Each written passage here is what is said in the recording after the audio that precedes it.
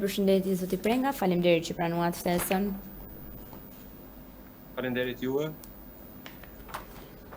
Në një moment kur lindja e mesme po përjeton një nga periudhat më të tensionuara vitet e fundit, me konflikte që shkallëzohen në një përplasje më të gjerë rajonale, pyetja që shtrohet është: a jemi realisht në prag të një lufte më të madhe në lindjen e mesme dhe kush e ka topin për të goditur tani, le të themi? Unë shpresoj, besoj dhe bazuar dhe në zhvillimet prej 7 javësh të konfliktit armatosur SBA-Izrael ndaj Iranit dhe kundër përgjigjet e Iranit dhe 6 javësh mes konflikt armatosur mes Izraelit dhe Libanit, shpresoj e besoj që faktori kryesor ndërkombëtar, por dhe i palëve të përfshirë dhe ndërmjetësimeve që po realizohen nga dita në ditë me intensitet, po shkojmë drejt një marrëveshje, uljes në tavolinën e bisedimeve për të parafruar qëndrimet dhe për të ajustuar, si themi, në kërkesat e palëve, mbështetur në 10 pikat kryesore të Iranit dhe 15 pikat kryesore të paraqitur nga Shtetet e Bashkuara të Amerikës, dhe të jemi realistë ato që çfarë diplomacia ka bërë, mendoj se do të shkojmë drejt një marrëveshje, ulje në tavolinën e bisedimeve së pari për primin e qëndrimeve dhe kërkesave, për të patur një marrëveshje paqe relativisht do thosha të gjatë, në të qenë mundë do të ishte më e mira e përhershme, por tek më e pakta besoj unë që do të jetë me kohë të kufizuar, por që do të vendoset dhe mendoj se duke mbështetur dhe në deklaratat e bëra nga presidenti i Shtetit të Bashkuar të Amerikës Donald Trump dhe aktorë të tjerë të përfshirë, me nismën dhe iniciativën kryesisht të Pakistanit, ata po përpiqen që t'i parafrojnë. Pra do thosha që në mes të luftës dhe të konflikteve dhe diplomacisë, nga dita e mërkurë e javë së kaluar e në vazhdim, ka prevaluar dhe intensiteti i lëvizjeve diplomatike ka qenë prioritet dhe shpresojmë që edhe në këto ditë, deri me datën 22 që është afati i përfundimit të armëpushimit prej 15 ditësh, të mund të ulen palët në një takim të dytë për të parafruar qëndrimet e tyre, kërkesat e tyre dhe për të dalë e finalizuar me një marrëveshje paqe në interes të palëve të përfshirë në konflikt, në interes të lindjes mesme, e pse jo në interes edhe të mbarë botës që është prekur nga kjo krizë, kjo luftë, për asaj përket problemeve ekonomike dhe secilit e ka prekur në xhep realisht. Dështimi negociatave SBA-Iran është sinjal, nëse do të dështojnë këto negociata, është sinjal që diplomacia ka dështuar përfundimisht?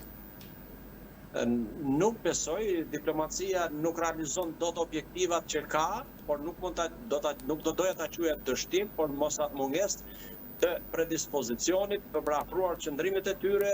dhe realizimin e objektivave kryesore. Detyrimisht që ka patur, ka dhe do të ketë vendin e vetë diplomacia dhe çdo lloj lufte, çdo lloj konflikti, po të kthehemi në retrospektiv dhe të shikojmë çfarë ka ndodhur në historinë botërore, qofshin këto konflikte rajonale apo luftra botërore, finalizimi i tyre përfundimisht ka qenë tavolina e bisedimeve dhe ato çfarë janë zhvilluar nëpërmjet të nënshkrimit, pra do të thosha të marrëveshjes dhe do të thosha që diplomacia ka patur dhe do të ketë vend të rëndësishëm në këtë glob ku ne jetojmë. Detyrimisht që ajo varet se si luhet dhe kush janë interesat e palëve, dhe kjo nganjëherë prevalon dhe për fatin ton vimte shpreha e Clausewiczit që thotë që mungesa e aftësisë për të zhvilluar politikën, atëherë hyn zhvillimi i politikës me mjete të tjera, që për fat të keq shpejt dhe jo rrallë përdoret konflikti dhe lufta e armatosur. Sa i rrezikshëm është roli i Iranit për stabilitetin në gjithë rajonin? Unë mendoj se secili vend, pavarësisht kapaciteteve që ka, pavarësisht popullsisë dhe aseteve, resurseve që ka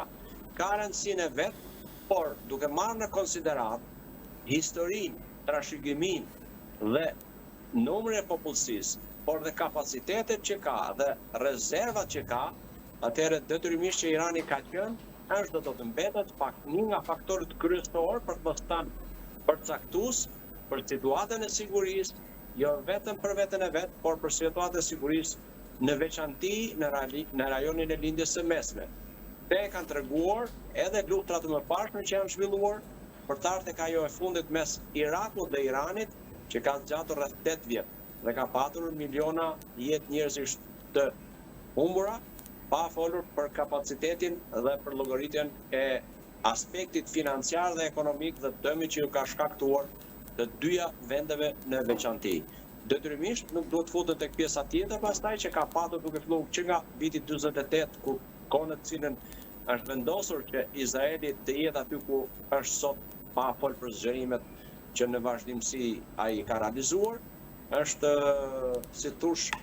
përuar me luftën e parë arabo-izraelite. Detyrimisht që ka patur, ka dhe do të ketë konflikte, por zotësia e liderit, e leadershipit politik kryesisht, është dhe duhet të mbetet në atë që të zgjedh e përvaloj paqja në vend të luftës dhe jo lufta në vend të paqes. Se në fund fare, ajo do t'jetë që do të vendosë. Pra, marrëveshja e paqes, arpushimi dhe diplomacia duhet të prevaloj mbi armët dhe municionet për të shkatruar e për të marrë jetë njerëzish të pafajshëm. Kush është duke përfituar më shumë nga kjo situatë? Po të dëgjojmë aktorët, të gjithë palët nëpërmjet deklaratave që japim në një mënyrë apo në një tjetër, në mënyrë të drejtë apo të tërthor, jemi të fituar, kemi realizuar objektivat dhe kjo është pjesë e propagandës së pari, pjesë e menaxhimit të lajmit dhe në një farë mënyrë të dekurajimit ose inkurajimit që ka qenë përdorur dhe njihet sa vetë bota është e vjetër, njihen këto metoda,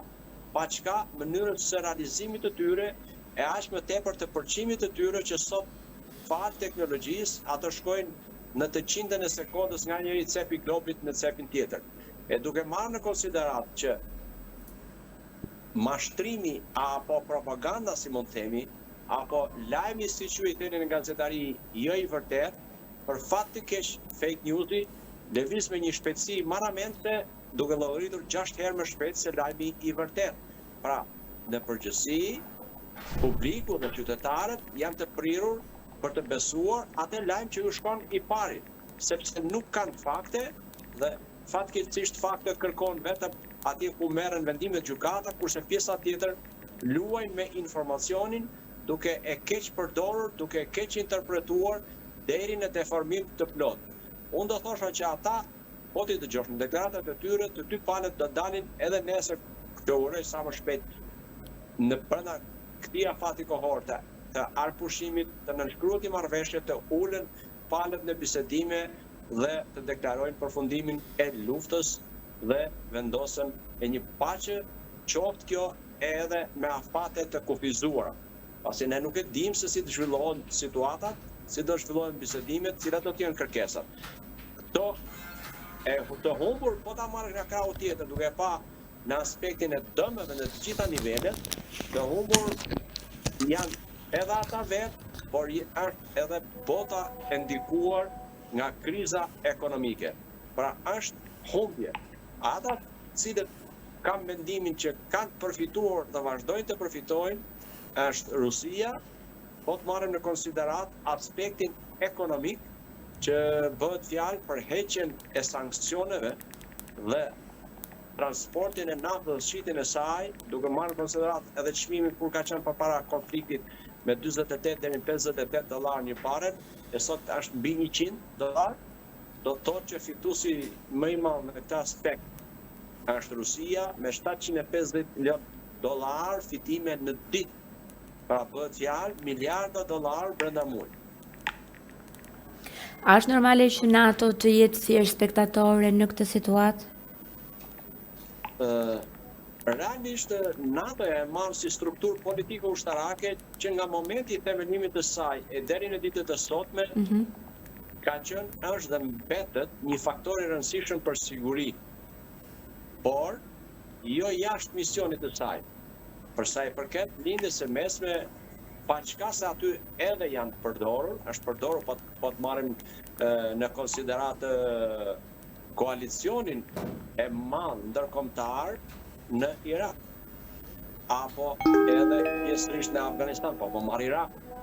Por është marrë me vendim të Organizatës së Kombeve të Bashkuara dhe në këto kushte do thosha që NATO nuk ka pjesën e saj. I preken interesat sepse NATO përbëhet nga shtete dhe detyrimisht që preken interesat e tyre ekonomike, por jo ato të sigurisë. Pra është jashtë spektrit të detyrimit dhe të misionit të NATO-s. Kështu që unë do ta quaja që pozicionimi dhe qëndrimi që ka mbajt NATO janë më së korrekt në raport me dokumentin e themelimit dhe misionin që ajo ka. Ditën e djeshme në parlament, opozita pretendon se një kompani si Kajo, lidhje personale me kryeministrin, mund të ketë ndikim në çështje që lidhen edhe me NATO-n dhe me industrinë e armëve. Në këndvështrimin juaj ushtarak, a është rrezikshme që vendime strategjike të kalojnë përmes lidhjeve të tilla që janë kaq informale? Unë do ta merrja me rezerva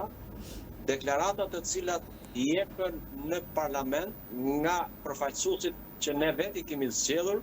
pasi ata e kanë me ligj që nuk marrin përgjegjësi për ato që thonë.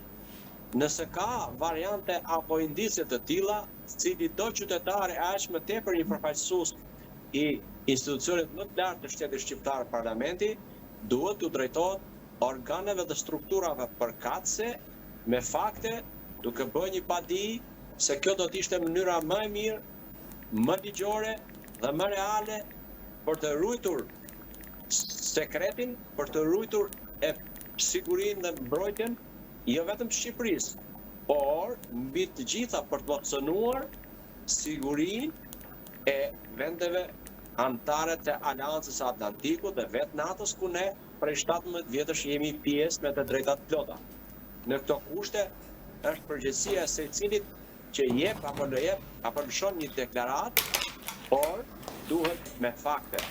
Unë dhe çdo qytetar duhet i referohet fakteve. Nëse ka fakte, atëherë ka të drejtë mbi bazën e fakteve të ndjek rrugën ligjore për, si më themi, deklarimin ose jo e ka tjetër institucion fajtor ose jo. Kompania Kajo, në bazën e përputhshmërisë të plotë me vendimet e Këshillit të Ministrave, është miratuar, vazhdon të punojë dhe të lidh kontrata me Ministrinë e Mbrojtjes, së cilës qeveria i ka deleguar kompetencat për të marrë me pjesën kryesore dhe vitale të çdo forcët armatose, që është modernizimi. Pra po punon në pjesën e modernizimit të forcave të armatosura dhe të industrisë ushtarake. Kjo nuk është kompania e parë private. Ministria e Mbrojtjes ka pasur dhe kompani të tjera përpara kësaj, por që nuk kanë qenë të suksesshme për sa i përket mbijetesës. Në këtë kushte, unë mendoj që edhe kjo kompani do të ndjek dhe të zbatoj ligjet e shtetit shqiptar. E nëse ato nuk zbatohen, secilit qytetar e aq më tepër një parlamentari i lindet drejta dhe është i obliguar për të bërë kallëzim në strukturat përkatëse. Nëse rezulton se një aktor privat ose i huaj do të ketë rol në këtë industri ushtarake shqiptare përmes Kajos, a do të rrezikohet siguria kombëtare dhe kontrolli i shtetit me armatimet, kur do të vendosur ajo vija e kuqe? Unë besoj vijën e kuqe e vendosin ligjet. Ato janë të përcaktuara saktë çfarë dokumentacioni do të sjell një kompani që i lidhet drejta të konkurojë, të marrë pjesë në tendrat e hapur apo tendrat të kufizuar, dhe gjithë dokumentacioni kontrollohet duke filluar deri nga certifikata e sigurisë, sepse siç e përsërita më parë më lart, ne jemi tashmë për 17 vitesh antar të Aleancës Atlantikut Veriut, NATO. Dhe detyrimisht në këto kushte nuk mund të bëhen edhe nëse unë gaboj në vendimmarrje, po marr rastin e Ministrisë së Mbrojtjes apo qoftë qeveria shqiptare, jam i bindur që këtë gabim nuk do ta lejoj pa e zbuluar dhe pa masat e nevojshme NATO si strukturë politike ushtarake. Pra struktura duke filluar nga komiteti politik, komiteti ushtarak dhe infrastruktura e nevojshme, strukturat e nevojshme të tjera të NATO-s që ka bërë të mundur të funksionojë. Askush nuk mund të veprojë pa u mbështetur në ligje, në akte normative të cilat i përgjigjen Dhe nëse nuk i përgjigjen, automatikisht veprojnë strukturat përkatëse. Unë e kuptoj që Shqipëria ka qenë është dhe mbetet relativisht jo shumë e mbuluar, pra jo shumë e sigurt, se këte e tregoj fakti i sulmeve kibernetike që ka realizuar Irani dhe penetrimi në çdo lloj institucioni tonë. Sa dhe këtë vit janë 4 sulme kibernetike që kanë tentuar institucionet e shtetit shqiptar, duke filluar nga gjykatat, prokurori, parlamenti, posta shqiptare e deri ke drejtoria e policisë. Këto sulme kibernetike ne nuk është se jemi imun. Edhe vendet e tjera, se paralelisht me teknologjinë, si që e dini më mirë se sa unë, avantazhet që ka teknologjia, ka edhe të metat e mangësit, që dikush mund ta përdorë një celul, qoftë kjo me qëllime të largëta, apo qoftë edhe me qëllime dhe interesa të ngushta përfitimi, është përdorur, do të përdoret dhe nuk përjashtohet mundësia që edhe të ardhmen të përdoret. Kjo do të jetë një luftë e përhershme mes palëve. Unë që dua të sigurohem dhe të mbrohem dhe tjetri që lufton për të përfituar. Nëse gjen një hapësirë në aspektin ligjor juridik të strukturës cila do qoftë kjo përfshi dhe kompaninë Kajo apo Ministria e Mbrojtjes, ata do të veprojnë dhe do jenë masat preventive që duhen marrë për të realizuar mbrojtjen nga këto sulme. Askush nuk është, për mendimin tim, imun.